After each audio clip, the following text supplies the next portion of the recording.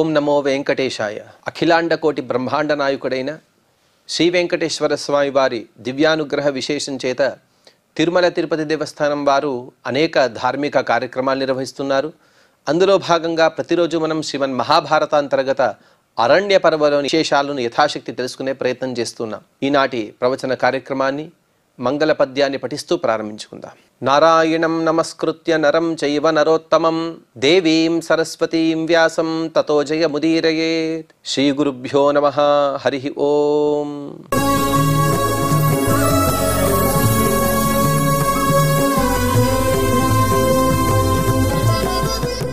రామోపాఖ్యాన పర్వాన్ని వివరిస్తున్నారు మార్కండేయ మహర్షి గారు. యుధిష్ఠిరుడు ప్రశ్నించిన విధంగా భార్య యొక్క అపహరణ, దాని ద్వారా కలత చెందిన వారు నాకన్నా ఎవరైనా ఉన్నారా అనే ప్రశ్న.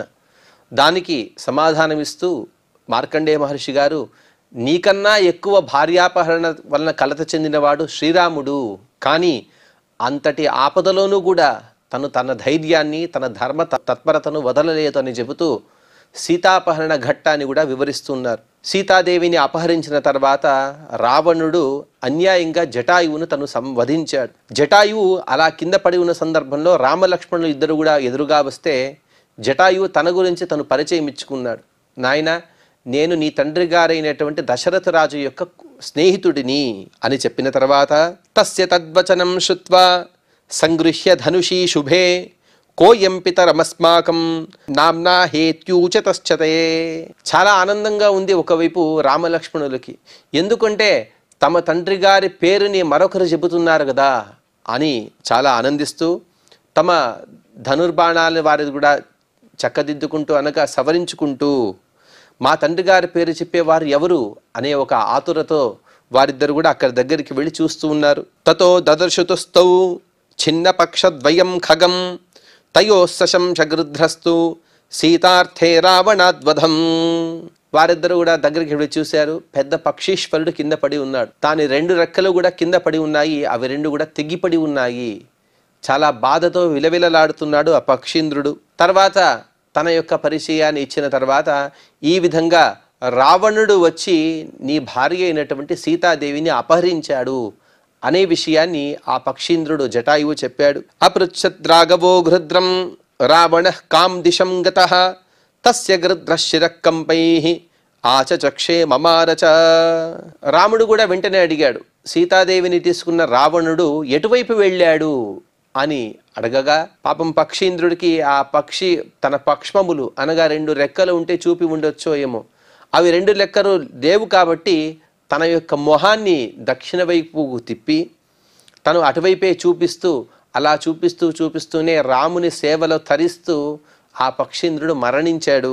దక్షిణామితి కాకుస్థో విదిత్వాస్య తదంగితం సంస్కారం లంభయామాస సఖాయం పూజితం పితుః. దక్షిణ వైపుకు తన మొహాన్ని చూపించింది కాబట్టి రాముడికి తెలిసిపోయింది ఇటువైపే రావణుడు సీతాదేవిని తీసుకుని వెళ్ళాడని. వెంటనే ఆ పక్షీంద్రుడు మరణించాడు. తన తండ్రి గారి స్నేహితుడు కాబట్టి అతని యొక్క దేహ సంస్కారాలను, ఔర్ధ్వదేహిక సంస్కారాలను స్వయంగా రాముడి చేస్తూ ఉన్నాడు. ఇక్కడ శాస్త్రంలో ఔర్ధ్వదేహిక సంస్కారానికి చాలా ఎక్కువ ప్రాశస్త్యాన్ని ఇచ్చారు.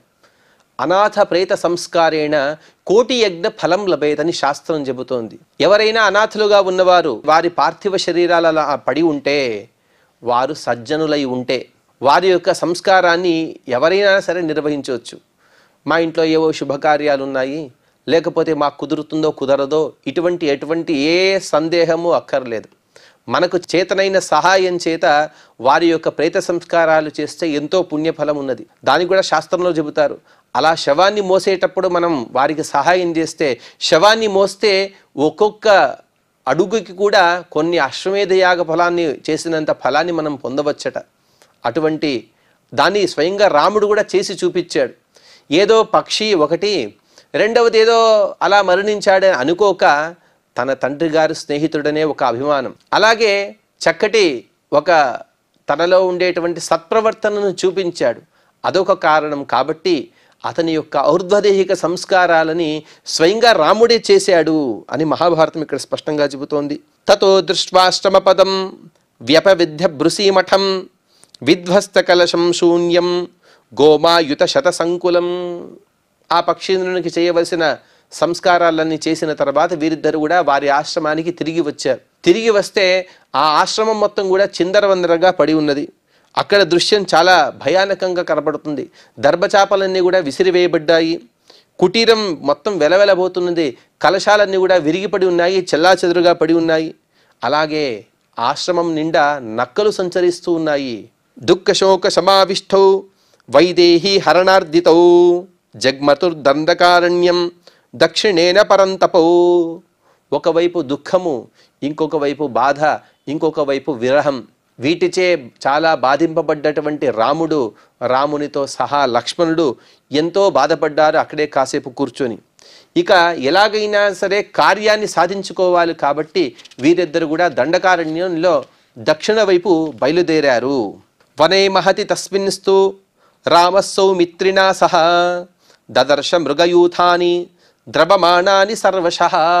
అలా వెళుతూ వెళుతూ ఉన్నట్టుండి ఆ మహారణ్యంలో ఒకచోట రామలక్ష్మణులు ఒక విచిత్రమైనటువంటి దృశ్యాన్ని చూశారు. జంతు సమూహాలన్నీ కూడా నలుదిక్కుల వైపు పరిగెత్తుతూ ఉన్నాయి. అవంతా కూడా భయంతో పరిగెత్తుతూ ఉన్నాయి. శబ్దం చ ఘోరం సత్వానాం దావాగ్నేరివ వర్షతః అపశ్యేతం ముహూర్తాచ్చ కబంధం ఘోర దర్శనం. జంతువుల అరుపులన్నీ కూడా అరణ్యంలో దావానలా వ్యాపిస్తూ ఉన్నాయి. ఆ విధంగా అవన్నీ కూడా ఘోరంగా వేగంగా పరిగెత్తుతూ ఉన్నాయి. ఏమిటా ఇది అని ఆలోచించే సందర్భంలో వికృత రూపంతో కూడినటువంటి కబంధుడు అక్కడ కనబడ్డాడు. యదృచ్ఛయాత తత్రక్షః కరే జగ్రాహ లక్ష్మణం విషాదమగవత్ సద్యః సౌమిత్రి రథభారత. ఓ ధర్మరాజా, అలా చూస్తూ చూస్తూ ఉండగానే వెంటనే కబంధుడు ఒక చేతితో లక్ష్మణుడిని గట్టిగా పట్టుకున్నాడు. లక్ష్మణుడిని పట్టగానే లక్ష్మణుడు ఆ హఠాత్ పరిమాణం చేత ఎంతో బాధపడుతూ ఉన్నాడు. ఎంతో బాధపడుతూ తను దుఃఖిస్తూ ఉన్నాడు. మేఘపర్వత సంకాశం శాలస్కంధం మహాభుజం ఉరోగత విశాలాక్షం మహోదర మహాముఖం. ఆ కబంధుడు ఎలా ఉన్నాడుంటే అతని శరీరం మేఘంలా నల్లగా తలతలతల మెరుస్తూ ఉన్నది. అలాగే సాలవృక్షంలాంటి దృఢమైన పొడవైన బాహువులు ఉన్నాయి. పెద్ద కళ్ళు, పెద్ద పొట్ట, విశాలమైనటువంటి నోరు కలిగిన వాడు ఆ కబంధుడనే రాక్షసుడు. అనగా కబంధుడు అంటే తనకి తల అనేది ఉండదు. హృదయ స్థానంలో ఒక నేత్రం మాత్రమే ఉంటుంది. అది కూడా చాలా పెద్దగా ఉంటుంది, ఎర్రగా మిలమిల మెరుస్తూ ఉన్నది. అటువంటి ఒక నేత్రము, దాని కిందే పెద్ద నోరు. ఆ నోరు తీస్తే చాలు కొన్ని ఏనుగులు కూడా లోపలికి వెళ్ళిపోతాయి. అంత పెద్ద శరీరంతో ఆ కబంధుడు ఉన్నాడు. రెండు చేతులతో అక్కడ ఉండేటువంటి మృగాలను భక్షిస్తూ ఉన్నాడు. సరామమభి సంప్రేక్ష్య కృష్యతే ఏన తన్ముఖం విషణ్ణశ్చాబ్రవీత్రామం పశ్యావస్థామిమాం మమ. అటువంటి కబంధుడు ఒక చేతితో లక్ష్మణుడిని బంధించాడు. లక్ష్మణుడిని గట్టిగా పట్టుకున్నాడు. లక్ష్మణుడు ఎంతో విషణ్ణవదనంతో శ్రీరామునితో, ఓ అన్నయ్య, నా ఈ దురవస్థను చూడు అని బాధపడుతూ అతని ముందు తన దుఃఖాన్ని వెళ్ళబుచ్చుకుంటూ ఉన్నాడు. హరణం చైవ వైదేశ్యాః మమ ఛాయముపప్లవః రాజ్యభ్రంశశ్చ భవతః తాతస్య మరణం తథా. అన్నయ్య, మనకొచ్చినటువంటి కష్టాలను ఏమని చెప్పగలను? ఎందుకంటే మనకు వరుసగా ఒకటిపైన ఒకటి కష్టాలు వస్తూనే ఉన్నాయి. మనం రాజ్యభ్రష్టులై వనానికి వచ్చాం. తర్వాత భరతుడు రావడం, తర్వాత మన తండ్రి గారైనటువంటి దశరథుడు మరణించడం. అలాగే మనం ఏదో ఇక్కడ మనం సుఖంగా ఉన్నామంటే నీ భార్య, అలాగే నాకు వదినగా ఉండేటువంటి సీతాదేవిని ఆ దుష్టుడైన రావణుడు అపహరించడం. ఇవన్నీ కూడా ఒకపైన ఒకటి కష్టాలు వస్తూనే ఉన్నాయి కదా. నాహం త్వాం సహ వైదేశ్య సమేతం కోసలాగతం ద్రక్ష్యామి పృథివీ రాజ్యే పితృపైతామహే స్థితం. అన్నయ్య, నాకు ఒక కళ. అదేమిటంటే మన పితృపితామహ ఈ విధంగా వంశపారంపర్యంగా వచ్చేటువంటి రాజ్యం, ఆ రాజ్యంలో జ్యేష్ఠుడైనటువంటి నీకే అభిషేకం జరగాలి, రాజ్యాభిషేకం. రాజుగా నువ్వే ఉండాలి. ఆ దృశ్యాన్ని చూడాలని నేను ఎన్నోసార్లు అనుకుంటూ ఉన్నాను. కానీ సీతాదేవితో సహా నీవు ఆసనంలో కూర్చున్న ఆ దృశ్యాన్ని నేను చూడలేకపోతానో ఏమో. అంటే ఈ కబంధుడు నన్ను పట్టుకున్నాడు కదా, వీడు నన్ను భక్షిస్తే, నేను మరణిస్తే ఆ దృశ్యాన్ని మళ్ళీ నేను చూడగలనా? ఆ సందర్భంలో కూడా లక్ష్మణుడు తన అన్నగారైనటువంటి రాముణ్ణే స్మరిస్తున్నాడు కానీ తన భార్యను కానీ లేకపోతే తన తల్లిని కానీ ఎవరిని కూడా స్మరించటం లేదు. అంటే అంత రామభక్తి ఆ లక్ష్మణ స్వామికి. రక్షం త్యార్యస్య ధన్యాయే కుశలాజ సమీదలై అభిషిక్తస్య వదనం సోమం శాంతఘనం యథా. ఇతపూర్వం సోముడిని కూర్చోబెట్టి దేవతలందరూ కూడా అభిషేకం చేశారు. అనగా నక్షత్రాలకి రారాజుగా అక్కడ అభిషేకం చేశారు. ఆ విధంగా నీకు కూడా అభిషేకం జరుగుతుంటే చూడాలని నేను ఎంతో ఆశపడ్డాను. ఆ అభిషేకం చేసే సందర్భంలో ఎన్నో క్రతువులు, పూజలు, హోమాలు, యజ్ఞాలు అవన్నీ కూడా ఉంటాయి. అప్పుడు పంచ పల్లవాలు అనగా మామిడి, మోదుగ, రావి, జువ్వి ఇటువంటి పంచ పల్లవాలు, గరికలు, అలాగే దర్భలు, లేకపోతే లాజాక్షతలు వీటిని వేసి నీ తలపైన వేసి నీకు అభిషేకం చేస్తారు. అటువంటి దివ్యమైన సుందరమైన దృశ్యాన్ని చూడాలని నేను అనుకుంటూ ఉన్నాను. కానీ ఈ కబంధుడు నన్ను భక్షిస్తే నేను అటువంటి దివ్యమైనటువంటి దృశ్యాన్ని నేను చూడలేను కదా. ఏవం బహువిధం ధీమాన్ విలలాప సలక్ష్మణ తమువాచాత కాకుత్స్థ సంభ్రమేప్యప్య సంభ్రమ. ఈ విధంగా ఎంతో బాధపడుతూ ఉన్నాడు. ఆ పడుతూ తను చేయవలసిన అలాగే తన చేతిలో ఉండే పనిని మర్చిపోయాడు లక్ష్మణుడు. కానీ రాముడు చాలా ధీటుగా ఉంటాడు కాబట్టి, ధీరోదాత్తుడు కాబట్టి అటువంటి కష్టకాలంలో కూడా తను లక్ష్మణునికి ఇంకా ఎక్కువ ధైర్యాన్ని నూరిపోస్తూ రాముడు అతనితో మాట్లాడుతూ ఉన్నాడు. రామోవాచ మా విషీద నరవ్యాఘ్ర నైష కశ్చిన్ మయి స్థితే ఛిన్యస్య దక్షిణం బాహుం చిన్న సవ్యో మయా భుజ. లక్ష్మణ, నేనుండగా నీకెందుకు అంత భయం? నేనుండగా నిన్ను అలా సంహరించడానికి నేను వదలగలనా? నిన్ను రక్షించడం నా యొక్క కర్తవ్యం కదా. అందుకోసం అలా విషాదానికి లోను కావద్దు. నేనుండగా నీకేమి కూడా జరగదు, భయపడవద్దు. అదిగో నిన్ను కుడి చేతితో పట్టుకున్నాడు కదా, ఆ కుడి చేతిని నీవు ఖండించు, ఎడమ చేతిని నేను ఖండిస్తాను అని వెంటనే రాముడు ఎడమ చేతిని నరికి వేశాడు. అంటే ఇన్ని మాటలు చెప్పే సందర్భంలో రాముడు తన కరవాలాన్ని తీసుకుని సిద్ధంగా ఉన్నాడు. చెప్పిన వెంటనే కత్తిరిచ్చేశాడు. ఇత్యేవం వదతా తస్య భుజో రామేణ పాతితః ఖడ్గేన భృశతీక్ష్ణేన నికృత స్థిలకాండవత. ఒక నువ్వుల చెట్టు ఉన్నది, అది ఏపుగా పెరిగి ఉంటుంది, కానీ సన్నగా ఉంటుంది. దాన్ని అలా పీకి వేయడం చాలా సులభం. ఆ విధంగా రాముడు అంత పెద్ద బాహువులు కలిగినటువంటి ఆ కబంధుని యొక్క బాహువులను, ఒక బాహువుని అనగా ఎడమ భుజాన్ని తను నరికి వేశాడు. తతోస్య దక్షిణం బాహుం ఖడ్గేనా జఘ్నివాన్ బలి సౌమిత్రిరపి సంప్రేక్ష్య భ్రాతరం రాఘవం స్థితం. తనకు అండగా రాముడు ఉన్నాడనే విషయాన్ని ఎప్పుడైతే గుర్తుకు తెచ్చుకున్నాడో లక్ష్మణుడు వెంటనే అమితమైనటువంటి ధైర్యాన్ని పొంది తను కూడా ఆ కబంధుని యొక్క కుడి చేతిని తను నరికివేశాడు. పునర్జఘాన పార్శ్వే వై తద్రక్షో లక్ష్మణో భృశం గతాసురపతద్భూమౌ కబంధ సుమహాన్స్తతః. అలాగే ఒక చేతిని నరకడం మాత్రం కాదు, అతని పక్కటి ముక్కలపైన కూడా తను కత్తితో అలా పొడిచి వేశాడు. పొడిచి వేసిన వెంటనే ఆ కబంధుని యొక్క శరీరం పెద్ద పర్వతప్రాయం అలా కింద అది దొర్లి పడిపోయినది. ఆ దృశ్యాన్ని వీరిద్దరు కూడా అన్నదమ్ములు చూస్తూ ఉన్నారు. లక్ష్మణుడు కూడా తను సురక్షితంగా కిందికి దిగాడు. తస్య దేహాద్ వినిసృత్య పురుషో దివ్య దర్శనః దదృశే దివమాస్థాయ దివి సూర్య ఇవజ్వలన్.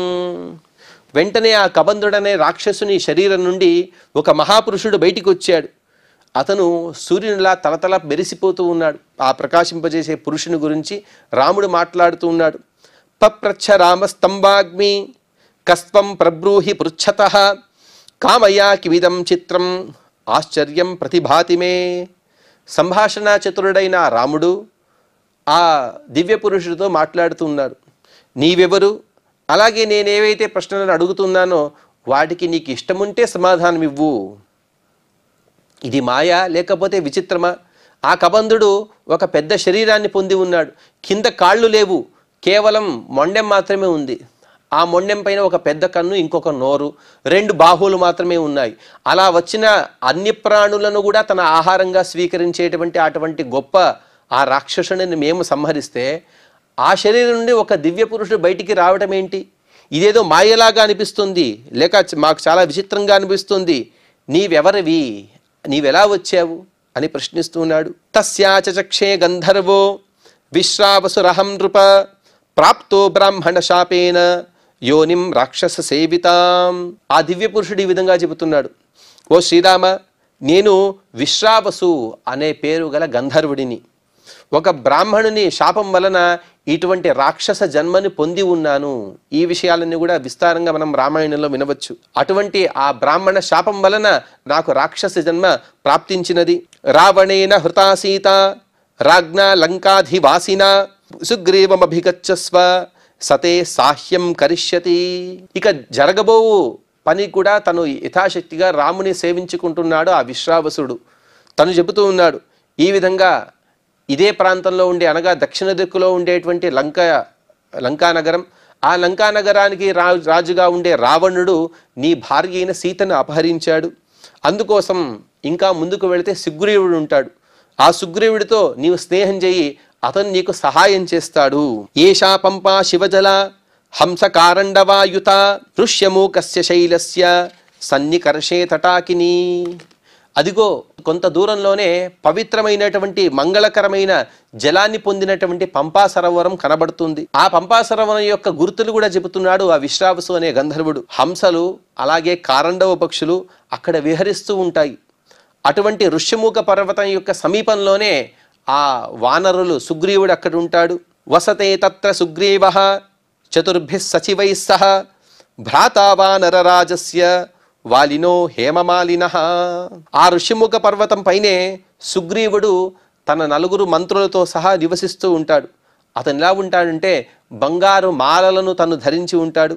వానర రాజు అయినటువంటి వాలికి తమ్ముడే ఈ సుగ్రీవుడు. తేనత్వం సహ సంగమ్య దుఃఖమూలం నివేదయ సమానశీలో భవతః సాహాయ్యం స కరిష్యతి. అందుకోసం నీవు అతని దగ్గరికి వెళ్ళు, నీ యొక్క బాధ ఏదైతే ఉందో మొత్తాన్ని కూడా అతనికి చెప్పు, వివరించు. అతడు కూడా సత్పురుషుడే, అందుకోసం నీ సేవారూపంలో నీకు సహాయం చేస్తాడు ఆ సుగ్రీవుడు. ఏతావచ్చక్యమస్మాభిః వక్తుం ద్రష్టాసి జానకీ ధ్రువం వా నరరాజస్య విదితో రావణాలయః. ఇతపూర్వం లక్ష్మణుడు చెప్పాడు, ఇక నేను ఉండలేను, సీతాదేవితో నీకు రాజ్యాభిషేకం అనేది జరుగుతుందో లేదో అనే మాటలన్నీ కూడా విన్నాడు. కాబట్టి ఈ విశ్రావసు అనే గంధర్వుడు చెబుతూ ఉన్నాడు, నీవు నీ భార్య అయినటువంటి జనకాత్మజ అనగా సీతాదేవిని త్వరలోనే నీవు కలుస్తావు, ఇంత మాత్రం నేను స్పష్టంగా చెప్పగలను. వానరరాజు అయినటువంటి సుగ్రీవునికి రాక్షసరాజు అయినటువంటి లంకాపట్టణం ఎక్కడ ఉందనే విషయం చక్కగా తెలుసు కాబట్టి అతను నీకు సహాయం చేస్తాడు, అతని సహాయం ద్వారానే నీవు సీతాదేవిని పొందగలవు. ఇత్యుక్త్వాంతర్హితో దివ్యః పురుషస్స మహాప్రభుః విస్మయం జగ్మతుశ్చోభౌ ప్రవీరౌ రామలక్ష్మణౌ. ఈ విధంగా చెప్పిన తర్వాత ఆ విశ్రావసు అనే గంధర్వుడు తను అంతర్ధానమైపోయాడు. అదంతా కూడా ఒక కలలా అనిపిస్తుంది రామలక్ష్మణులకి, ఎంతో దివ్యంగా అనిపిస్తుంది. ఒకవైపు ఆ కబంధుడేమిటి, ఇంకొక వైపు ఈ విశ్రావసుడేమిటి అని వారందరూ కూడా ఆశ్చర్యపడుతూ రామలక్ష్మణులు ముందు తమ ప్రయాణాన్ని కొనసాగిస్తున్నారని చెబుతూ ఇక్కడికి 279వ అధ్యాయాన్ని పూర్తి చేసుకుని ఇక 280వ అధ్యాయంలో మార్కండేయ మహర్షి గారు వివరిస్తూ, మార్కండేయ ఉవాచ తతో విదూరే నలినీం ప్రభూత కమలోత్పలాం సీతాభరణ దుఃఖార్థః పంపాం రామ సమాసదత. ఓ యుధిష్ఠిర, ఆ విధంగా ప్రయాణిస్తూ రామలక్ష్మణులు కొంత దూరం వెళ్ళిన తర్వాత పంపా సరోవరానికి చేరుకున్నారు. అక్కడ ఎన్నో వికసితమైనటువంటి పద్మాలు ఉన్నాయి, అలాగే ఎంతో మనోహరమైనటువంటి దృశ్యం కనబడుతుంది. కానీ అదంతా కూడా చూస్తూ కూడా రాముడికి సుఖం కలగటం లేదు. కానీ మనస రామ సీతాం సమాసదత, వెంటనే తన మనసులో సీతాదేవిని తలుచుకుంటూ ఉన్నాడు. మారుతేన సుశీతేన సుఖేనామృతగంధిన సేవ్యమానే వనే తస్మిన్ జగామ మనసా ప్రియాం. సుగంధభరితమైనటువంటి చల్లటి గాలులు వీస్తూ ఉన్నాయి, సుగంధభరితమైనటువంటి జలం అక్కడ స్రవిస్తూ ఉన్నది, అనగా పారుతూ ఉన్నది. అటువంటి మనోహర దృశ్యానికి చేరుకున్నా కూడా శ్రీరాముడు మనసా తను సీత దగ్గరికి వెళ్ళిపోయాడు. కేవలం అతని శరీరం మాత్రమే ఇక్కడ ఉన్నది. సీతాదేవిని తలుచుకుంటూ రాముడు ఎంతో బాధపడుతూ ఉన్నాడు. అయ్యో, ఇటువంటి సందర్భంలో సీతాదేవి నా దగ్గర లేదు కదా అని తను బాధపడుతూ, విలలాపస రాజేంద్ర తత్ర కాంతామనుస్మరన్ కామబాణాభిసంతప్త సౌమిత్రిస్తమథాబ్రవీత్. గట్టిగా ఏడుస్తున్నాడు శ్రీరామచంద్రుడు. తన భార్య అయినటువంటి సీతాదేవిని స్మరిస్తూ అప్పుడు ఆ కామబాణాభి సంతప్తుడైనటువంటి ఆ రాముడిని చూస్తూ సౌమిత్రి అనగా లక్ష్మణుడు అతనికి సాంత్వన చేకూర్చేటువంటి మాటలు ఈ విధంగా చెబుతున్నాడు. నత్వామేవం విదో భావః స్పృష్టుమర్హతి మానద ఆత్మవంతమివం వ్యాధి పురుషం వృద్ధశీలినం. ఓ రామ, ప్రజల మానమర్యాదలు కాపాడే గొప్ప పదవిలో నీవు ఉన్నావు, అనగా కాబోయే రాజువి, చక్రవర్తివి నీవు. అటువంటి నీవు ఇటువంటి చిన్న పని కోసం ఏడుస్తావా? ఇది సరి అయినది కాదు కదా. ఎంతో సంయమనం ఉండాలి. అలాగే వృద్ధుల వలె యమనియమాలను కూడా పాటించాలి. అలాగే వృద్ధులు ఏ విధంగా అయితే మితమైన హితమైన ఆహారాన్ని స్వీకరిస్తే రోగాన్ని తమ దగ్గరికి రానివ్వరో, అలాగే నీవు కూడా దుఃఖాన్ని నీ దగ్గరికే రానివ్వకూడదు. అలా వచ్చినా కూడా నీవు ఎంతో పెద్ద పదవిలో ఉన్నావు కాబట్టి ఎలా పడితే అలా ఏడవడం అనేది నీకు భావ్యం కాదు అన్నయ్య. ప్రవృత్తిరుపలబ్ధాతే వైదేహ్య రావణస్య చ తాం త్వం పురుషకారేణ బుద్ధ్యా చైవోపపాతయ. ఓ రామ, రావణుడు సీతాదేవిని అపహరించాడు. తద్వారా నీకు ఎంతో దుఃఖం కలిగిననే విషయం కూడా నాకు తెలుసు. అలాగే ఆ అపహరించిన రావణుడు ఎక్కడున్నాడనే విషయం కూడా తెలుసు. ఇక మీరు మీ ప్రయత్న బలంతో, బుద్ధి బలంతో, మీ బాహుబలంతో అతనిపైన జయాన్ని పొందాలి కదా. అందుకోసం కాస్త సాంత్వన పొందండి అని సాంత్వన పరుస్తూ అభిగచ్ఛావ సుగ్రీవం శైలస్థం హరిపుంగవం మయి శిష్యే చ భృత్యే చ సహాయే చ సమాశ్వస. ఇంతకుముందు కబంధుడు లక్ష్మణుడి గట్టిగా పట్టుకున్న సందర్భంలో రాముడు అతనికి సాంత్వన చేకూర్చాడు. ఇప్పుడు రాముడు బాధపడే సందర్భంలో లక్ష్మణస్వామి అతన్ని సాంత్వన పరుస్తూ చెబుతూ ఉన్నాడు, అన్నయ్య ఎందుకయ్యా మీరు బాధపడతారు? మనం ఇప్పుడు ఋష్యముఖ పర్వతవాసి అయినటువంటి కపిశ్రేష్ఠుడైన సుగ్రీవుని దగ్గరికి వెళదాం. అలాగే నీవు ఎప్పటికి కూడా బాధపడవద్దు, ఎందుకంటే నీకు అండగా నేనున్నాను. నీకు శిష్యుడిగా, భృత్యుడిగా, సహాయకుడుగా నేను ఉన్నప్పుడు నీవెందుకయ్యా బాధపడడం? ధైర్యాన్ని తెచ్చుకోమని ధైర్యాన్ని నూరిపోస్తున్నాడు లక్ష్మణుడు. ఏవం బహువిధైర్వాక్యైః లక్ష్మణేన సరాఘవః ఉక్త ప్రకృతిమాపేదే కార్యే చానంతరో భవత్. ఈ విధంగా లక్ష్మణుడు పరిపరి విధాలా నచ్చజెప్పిన తర్వాత ఎంతో సాంత్వన పొందినటువంటి శ్రీరాముడు ఇక కర్తవ్యపరాయణుడయ్యాడు, అనగా ముందుకు వెళ్ళడానికి ఉద్యుక్తుడయ్యాడు. నిషేవ్య వారి పంపాయాః తర్పయిత్వా పితॄనపి ప్రతస్థతురుభో వీరౌ భ్రాతరౌ రామలక్ష్మణౌ. ఎక్కడైనా సరే తీర్థక్షేత్రాలు కనబడితే అక్కడ స్నానం చేయాలి. స్నానానంతరం తర్పణాదులు కూడా చేయాలి. ఇదంతా కూడా పితృప్రీతికరమని చెబుతాను శాస్త్రం. అందుకోసం వీరిద్దరు కూడా ఆ పంపా సరవణంలో స్నానాదులు చేసి తర్పణాదులు చేసిన తర్వాత వీరిద్దరు కూడా ముందు బయలుదేరడానికి ఉద్యుక్తులయ్యారు. తౌ వృష్యమూకమభ్యేత్య బహుమూల ఫలద్రుమం గిర్యగ్రేవా నరాన్ పంచ వీరౌ దదర్శుతస్తదా. రామలక్ష్మణులు ఋష్యముఖ పర్వతాన్ని చేరుకున్నారు. అక్కడ కందమూలాలు అలాగే ఫలవృక్షాలు అధికంగా ఉండే విషయాన్ని గమనించారు. అక్కడే పర్వత శిఖరం పైన కూర్చున్నటువంటి 5 వానర వీరులను కూడా వీరు దర్శించారు, చూశారు. అప్పుడు సుగ్రీవ ప్రేషయామాస సచివం వానరం తయోః బుద్ధిమంతం హనుమంతం హిమమంతమివ స్థితం. ఉన్నది సుగ్రీవుడు, తనతో పాటు నలుడు ఉన్నాడు, అంగదుడు ఉన్నాడు, అలాగే వృక్షరాజు కూడా అక్కడే ఉన్నాడు. కానీ హనుమంతుడి మాత్రమే పంపించాడు రాముని దగ్గరికి. ఎందుకంటే బుద్ధిమంతుడు, అలాగే కార్యకార్య దక్షుడు, ఎప్పుడు ఎటువంటి కార్యం చేయాలనే విషయంలో చాలా నేర్పరి కలిగిన వాడు. కాబట్టి వచ్చిన వారు ఎవరు, వారు ఎందుకు వస్తున్నారు, ఇటువంటి విషయాలను కనుక్కోమని హనుమంతుడిని మాత్రమే పంపించాడు. తేన సంభాష్య పూర్వంతో సుగ్రీవమభిజగ్మతు సఖ్యం వానరరాజేన చక్రే రామస్తదా నృప. ఆ రాముడు లక్ష్మణుడు ఇద్దరు కూడా వచ్చిన వెంటనే హనుమంతునితో సంభాషణ చేశారు. తదుపరి అతనితో వారికి జరిగినటువంటి ఏదైతే కష్టం వచ్చిందో ఆ కష్టాన్ని వారు చెప్పుకున్నారు. వానరరాజు అయినటువంటి సుగ్రీవుని యొక్క కష్టాన్ని కూడా ఆంజనేయ స్వామి వారు శ్రీరామునికి చెప్పారు. అప్పుడు వీరిద్దరు కూడా సఖ్యతను పొందారు, రాముడు మరియు సుగ్రీవుడు. తదుపరి జరిగిన వృత్తాంతాన్ని మనం తర్వాతి ప్రవచనంలో తెలుసుకునే ప్రయత్నం చేద్దాం.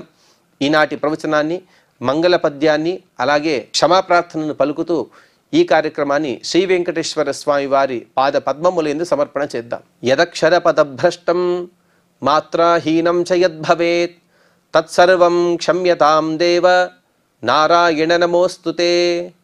శ్రియః కాంతాయ కళ్యాణ నిధయే నిధయేర్థినాం శ్రీవేంకట నివాసాయ శ్రీనివాసాయ మంగళం.